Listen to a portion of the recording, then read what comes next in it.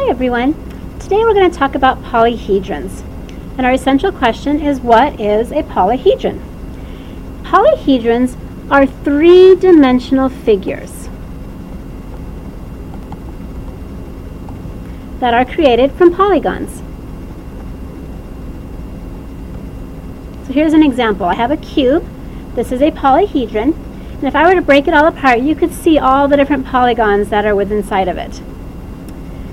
If a figure has a curved surface, however, it is not a polyhedron,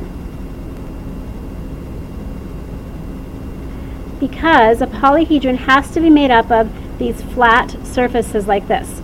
So if I look at this cylinder here, because of that curved surface here, it is not a polyhedron. The cube, just like the one above, is, because all of the surfaces are flat. A cone, once again, has that curved surface, so it is not. A rectangular prism is. You can see the different flat surfaces.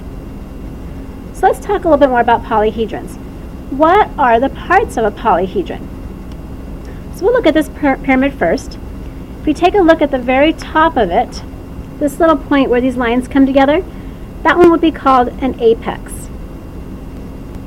It is also called a vertex. The reason why it has two names is because the apex is when they all come up to a point like this. Vertex is just where the line segments come to a point when they meet. So it could be considered either of those.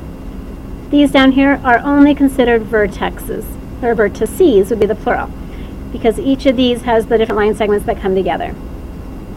Also on this figure, we can see this line right here, where the two faces come together, the two different polygons come together. That is considered a side. So you can see we have a side here, a side here, a side here. And then we also have on this one a face. That's this whole surface here of the polygon. So that is a face. The face that it sits upon, this very bottom one here, is called the base. So you can see all those different pieces of a polyhedron. Let's look at our cube. The cubes also have a vertex here, or multiple vertices. All of these little points here, right where they come together, you can see those. These are once again called sides, when they share a whole side of the face here. This part right here is a face as well. And the part it sits upon is called the base. So let's take a look at this one here. Let's see how many edges we have. So there's 1, 2, 3, 4, 5, 6, 7, 8 edges on this pyramid. How many faces? Well, I have this back one. There's 2, there's 3, there's 4, and then that bottom makes 5. And the vertices, let's see, 1, 2, 3, 4, and 5. If it helps you to circle them while you're counting, you can do that so that you don't lose track. Okay, let's look at our cube. So on our cube, how many edges? 1, 2, 3, 4, 5, 6, 7, 8, 9, 10, 11, 12 edges.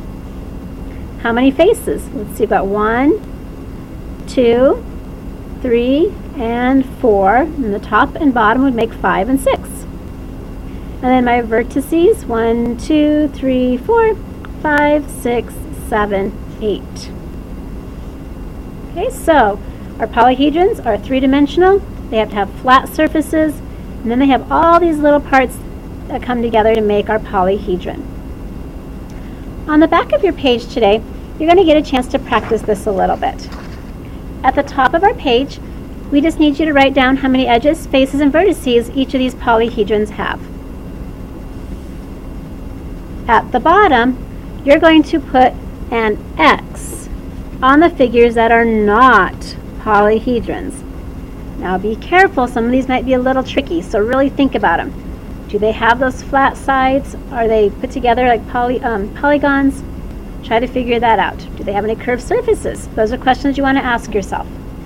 When you're done, make sure you turn it on to the front, answer your 2 questions, or write your 2 questions, and then go ahead and write your summary. Well, that's all today. Have a great night.